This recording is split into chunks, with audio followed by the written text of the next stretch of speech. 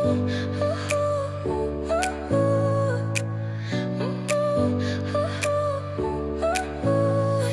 smile lit up like a sunrise glow. Touch so soft where the seasons flow. We met where the stars take their flight. Every moment with you feels just right.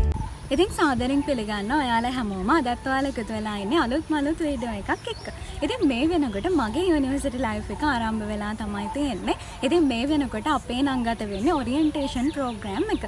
ඉතින් මගේ videos බලන ගොඩාක් අය කැමති ඇති. මම හිතනවා හැම ඔයගොල්ලෝ යුනි බ්ලොග්ස් බලන්න කැමති ඇති. යුනිවර්සිටි ලයිෆ් එක කොයි විදිහටද ගෙවෙන්නේ කියලා දැනගන්න කැමති ඇති කියලා. ඉතින් මේ වීඩියෝ එක හරහා අද දවසේදී මම ෂෙයා කරගන්න යන්නේ මගේ ඔරියන්ටේෂන් ප්‍රෝග්‍රෑම් එක මොන විදිහටද ගත වුනේ. ඉතින් ඒක ගැන මගේ එක්ස්පීරියන්ස් එක මොන වගේද කියලා. ඉතින් එහෙනම් channel එකට අලුත් කෙනෙක් නම් අපිව subscribe කරලා එකතු වෙන්න. එහෙනම් අපි බලමු මගේ යුනිවර්සිටි ලයිෆ් එකේ ඔරියන්ටේෂන් ප්‍රෝග්‍රෑම් එක කොයි විදිහටද ගත වුනේ කියලා. ඉතින් මම මේ වෙනකොට ඉගෙන ගන්නේ වවුනියා විශ්වවිද්‍යාලයේ. ඉතින් වවුනියා විශ්වවිද්‍යාලයේ ඇප්ලයිඩ් සයන්ස් කියන ෆැකල්ටි එක යටතේ තමයි මම මගේ අධ්‍යාපනය හදාරන්නේ. ඉතින් මේ ඇවිල්ලා මගේ යුනිවර්සිටි එකට අදාළ ඔරියන්ටේෂන් ප්‍රෝග්‍රෑම් එක කොහොමද උනේ කියන එක ගැන දාලා අදහසක් තමයි ඔයගලන්ට මේ වීඩියෝ එක හරහා දෙන්නේ. ඉතින් මේ වෙනකොට විශේෂයෙන් ඔයගොල්ලෝ විශ්වවිද්‍යාලයට යන්න බලාපොරොත්තු වෙමින් ඉන්න කෙනෙක් වෙන්න පුළුවන්. ඒ වගේම තමයි after A level student කෙනෙක් වෙන්න පුළුවන්. ඒ වගේම තමයි after O level student කෙනෙක් වෙන්නත් පුළුවන්. ඉතින් මේ හැමෝටම ගැලපෙන විදිහට ඔරියන්ටේෂන් ප්‍රෝග්‍රෑම් එකදී එහෙම නැත්නම් අපේ කැම්පස් ලයිෆ් එකට ගියාට පස්සේ මුල් කාලේ කොහොමද ගත වෙන්නේ කියන එක ගැන තමයි අපි දැන් මේ vlog එක හරහා බලන්න යන්නේ. ඉතින් අපේ යුනි එකේ මේ ඔරියන්ටේෂන් ප්‍රෝග්‍රෑම් එක හරියටම සතියක කාලයක් තියෙනවා. ඉතින් ඒකෙන් දවස් කිහිපයක් තමයි මම මේ වීඩියෝ එක හරහා ඔයගලන්ට පෙන්නන්නේ. එතකොට පළවෙනිම දවසේදී අපිව අපේ කැම්පස් එකට රෙජිස්ටර් කරගන්න process එක තමයි උනේ. ඉතින් මේ වෙනකොට වවුනියා විශ්වවිද්‍යාලේ නම් අපේ වෙබ්සයිට් එක හරහා මුලින්ම ඔන්ලයින් අපේ මේ අදාළ පද්ධතිය තුළට අපිව රෙජිස්ටර් කර ගැනීම සිද්ධ වුණා. ඉතින් එතනින් පස්සේ අපිව මාර්තු 8 තමයි ඉස්සෙල්ලාම කැම්පස් එකට එන්න කියලා අපිට ඒගොල්ලෝ ඉන්ෆෝම් කරලා තිබුණේ. ඉතින් මම ගොඩාක් දුර ඉඳලා තමයි ආවේ. ඉතින් දවස් ගානක ට්‍රැවල් එකකට පස්සේ තමයි මට මගේ විශ්වවිද්‍යාලයට එන්න පුළුවන්කම ලැබුණේ. ඉතින් ওই විදිහට ගොඩාක් ලොකු දුරක් ගෙවාගෙන තමයි ඉතින් මම මගේ වවුනියා විශ්වවිද්‍යාලය සඳහා ආවේ. ඉතින් ආවට පස්සේ පළවෙනිම දවස ගැන අපි කතා කරොත් පළවෙනිම දවසේදී එයාලා අපිට ඊමේල් එකක් එවනවා. එතකොට මේ වෙනකොට කැම්පස් ඇප්ලයි කරපු කෙනෙක් නම් ඔයාලට ඔයාලගේ ඊමේල් එකක් එනවා. මේ වෙනකොට ගොඩක් අය සමහරට බලාගෙන ඉන්නවා වෙන්නත් පුළුවන් මේ මේල් එක වෙනුවෙන්. එතකොට මේ මේල් එකේ ඔයාලට ඕනි කරන ඩොකියුමන්ට්ස් ටික ඒ හැම දෙයක්ම ඒගොල්ලෝ සඳහන් කරලා එවනවා. ඉතින් විශේෂයෙන් කියන්න ඕනි මම දන්න තරමින් ගොඩක් විශ්වවිද්‍යාලවල අපි මේ හොස්ටල් ලයිෆ් එකට යනකොට ඕනි කරන අපේ අනිත් දේවල් ගැන එහෙම ලොකුවට දැනුවත් කිරීමක් සිද්ධ වෙන්නේ නැහැ. ඉතින් මේ අපහසුතාවයට අපිටත් පත් වෙන්නට සිද්ධ වුණා. ඉතින් ඉදිරියේදී බලාපොරොත්තු වෙනවා හොස්ටල් එකට එන ඔයා කොහොමද ඔයාගේ හොස්ටල් බෑග් එක රෙඩි කරගන්න ඕනි කියන එක ගැන වීඩියෝ එකක් කරන්නේ. ඉතින් ඔයගොල්ලෝ අලුතෙන් අපේ channel එකට ආව කෙනෙක් නම් නැවත වතාවක් මතක් කරනවා. ඉතින් අපිව subscribe කරලා එකතු වෙන්න කියලා. ඉතින් ඔය විදිහට ඔයගොල්ලෝ ඔයාලගේ ඔරියන්ටේෂන් ප්‍රෝග්‍රෑම් එකට එන දවසේදී සමහර විශ්වවිද්‍යාලවල ඔයගොල්ලන්ට යම්කිසි කාලයක් ඔන්ලයින් කරලා තමයි ඔයගොල්ලෝ බඳව ගන්න. ඉතින් අපේ විශ්වවිද්‍යාලේ නම් අපේ ඇකඩමික් ඉයර් එකේදී හැම දෙයක්ම හරිම වේගෙන් තමයි සිද්ධ වුනේ. ඉතින් කොහොම හරි ඔන්න ඔය විදිහට මාර්තු 8 වෙනිදා අපිව ඔරියන්ටේෂන් ප්‍රෝග්‍රෑම් එකට බඳව ගත්තා. ඉතින් ඔරියන්ටේෂන් ප්‍රෝග්‍රෑම් එක දවසේදී ඉස්සෙල්ලාම අර කිව්ව විදිහට අපේ රෙජිස්ට්‍රේෂන් එකේ ප්‍රූෆ් ඩොකියුමන්ට්ස් තමයි මුලින්ම චෙක් කරන්නේ. ඉතින් ඒ වගේම තමයි ඔරියන්ටේෂන් ප්‍රෝග්‍රෑම් එක දවසේදී අපේ ෆැකල්ටි එක ගැන එතකොට ෆැකල්ටි එක යටතේ අපි ඉගෙන ගන්න ඩිපාර්ට්මන්ට් එක ගැන එතකොට අපි කරන්න යන කෝසස් පිළිබඳව එතකොට මේ දේවල් ගැන දල අදහසක් තමයි මේ දවසේදී දෙමාපියන්ට සහ ළමයින්ට කියලා දුන්නේ. ඉතින් එතනින් පස්සේ දෙවෙනි දවස ඉතින් දෙවෙනි දවසත් අපේ ඔරියන්ටේෂන් ප්‍රෝග්‍රෑම් එකේ ඒ විදිහටම තිබුණා. ඉතින් දෙවෙනි දවසේදී අපිට කියලා දුන්නේ අපි කොහොමද විශ්වවිද්‍යාලය ඇතුලේ මේ ඩිසිප්ලින් මේන්ටේන් කරන්න ඕනේ. ඒ වගේම තමයි මම හිතන්නේ මේ වෙනකොට ලංකාවේ හැමතැනම තියෙන ලොකුම ප්‍රශ්නයක් තමයි මේ රැකින් ඉෂුව එක. එහෙම නැත්නම් අපි නවක වදේ කියලා. ඉතින් ඇත්තටම අපි කැම්පස් එකට එනකොට අපිත් ගොඩක් බයෙන් තමයි මේ නවක වදේ ගැන දැනගන්න අපිට හරිම ක්‍රමයක් නැහැ. එක විදිහේ කතාවන් තමයි සමාජයේ පුරා තියෙන්නේ. ඉතින් ඒ බයත් එක තමයි අපිත් ඇත්තටම අපේ කැම්පස් ලයිෆ් එක පටන් ගත්තේ.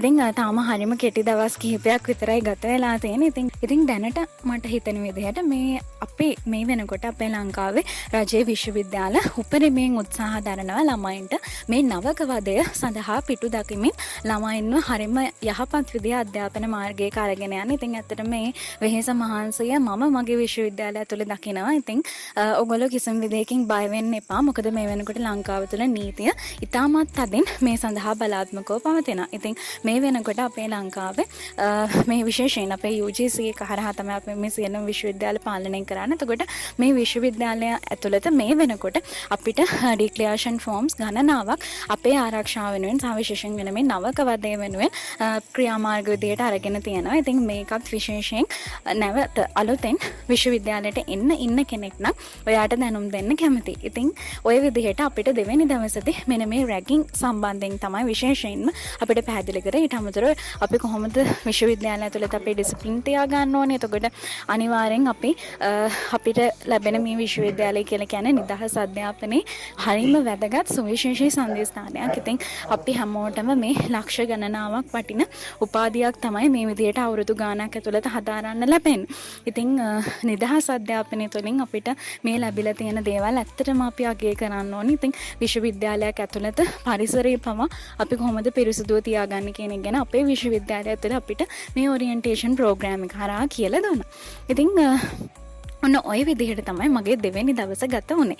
ඉතින් මේ දවස්වල ඉතින් හොස්ටල් එකට ආවට පස්සේ අපිට නොහිතපු විදිහට යාළුවෝ හම්බ වුණා එක දුර බැහැර ප්‍රදේශවලින්. ඉතින් මම හිතන්නේ විශ්වවිද්‍යාල ජීවිතය කියන්නේ හරිම ලස්සන මතකයක්. දවසක මගේ ජීවිතෙත් මේ හැම දෙයක්ම මතකයක් බවට පත් වේවි. ඉතින් ඔයාලත් ඔයාලගේ විශ්වවිද්‍යාල ජීවිතය හොඳින් ගත කරන්න. අනිවාර්යෙන් ඔයාලා හොඳ ගතිගුණ වලින් පිරිපුන් මිනිසෙක් වෙන්න. මම හිතන්නේ ඒක තමයි වැදගත්ම දේ මේ හැම දෙයක් අවසානයේම. ඉතින් විශ්වවිද්‍යාල අධ්‍යාපනයේ අවසානයේ අපි නිකන්ම අධ්‍යාපනයෙන් විතරක් පරිපූර්ණ වෙච්ච මිනිසෙක් නෙවෙයි බිහි වෙන්න ඕනි කියන එක මම හිතන්නේ ඒක තමයි ප්‍රධානම අරමුණ. ඉතින් විශ්වවිද්‍යාලයක් කරහා අධ්‍යාපනය වගේම අනිකුත් සියලු කුසලතාවයන් මනුෂ්‍යත්වය මේ හැම දෙයක්ම පිරිපුන් මිනිසෙක් මේ ලෝකෙට බිහි වෙන්න ඕනේ. ඉතින් ඒ නිසා තමයි විශ්වවිද්‍යාලයක් කියලා මේක හඳුන්වන්නේ. ඉතින් මම හිතනවා ඔයගොල්ලන්ට තේරෙනවා ඇති අපි මොන විදිහටද අපේ ක්වොලිටිස් හදා ගන්න ඕනේ විශ්වවිද්‍යාලයක් ඇතුළට ආවම කියලා. ඉතින් ඒ වගේම තමයි එක විදිහේ මිනිස්සු තමයි විශ්වවිද්‍යාලයක් ඇතුළත ඉන්නේ. එක විදිහේ පෞරුෂත්ව වලින් පිරිපුන් වෙච්ච මිනිස්සු. ඉතින් ඕගොල්ලෝ මේ ඉන්න කාලේ ඉඳන්ම පුරුදු වෙන්න එක මිනිස්සුත් එක්ක අපි මොන විදිහටද හැසිරෙන්න ඕනි, කතා කරන්න ඕනි, මේ හැම දෙයක්ම. ඉතින් මම හිතනවා මේවත් ඕගොල්ලන්ට හිතාම වැදගත් උපදෙස් වෙන්න ඇති කියලා. ඉතින් ඔන්න ඔය විදිහට තමයි මගේ දෙවෙනි දවස ගත වුණේ.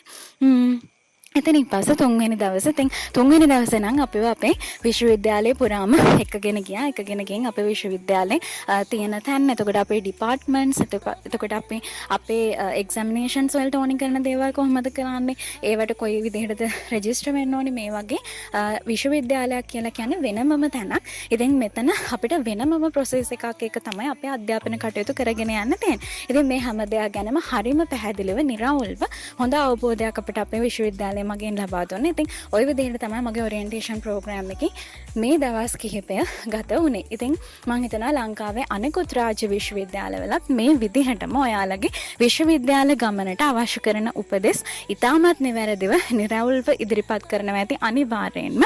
ඉතින් ඕගොල්ලෝ රජයේ විශ්වවිද්‍යාලයකට ලංකාවේ සහභාගී වෙන්න බලාපොරොත්තු වෙන කෙනෙක් නම් කිසිම විදිහකින් බය වෙන්න එපා. මම හිතන විදිහට අපේ රාජ්‍ය විශ්වවිද්‍යාල ඉතාමත් වගකීම් සහගත විදිහට මේ වෙනකොට වැඩ කටයුතු කරගෙන යන. ඉතින් කියන්න සතුටුයි අපේ අවුරුද්දේ අපේ රිසල්ට්ස් රිලීස් වෙලා අවුරුද්දක් වෙන්නත් කලින් අපේ විශ්වවිද්‍යාල වලට බඳව ගත්තා. ඉතින් මේ හැම දෙයක්ම ඉතාමත් හොඳින් සිද්ධ වෙනවා. ඉතින් එහෙමනම් ප්‍රාර්ථනා කරනවා ඔයාලා හැමෝටම විශ්වවිද්‍යාල වරම් ලබාගෙන ඔයාලගේ ජීවිතය සාර්ථක කරගන්න හැකියාව, වාසනාව, ශක්තිය, ධෛර්යය ලැබෙන්න කියලා. ඉතින් එහෙමනම් නැවතත් මේ වගේම අලුත් වීඩියෝ එකකින් හමු වෙමු. එතකන් ඔයගොල්ලෝ හැමෝටම සුබ දවසක් ප්‍රාර්ථනා කරනවා. Love like an ocean.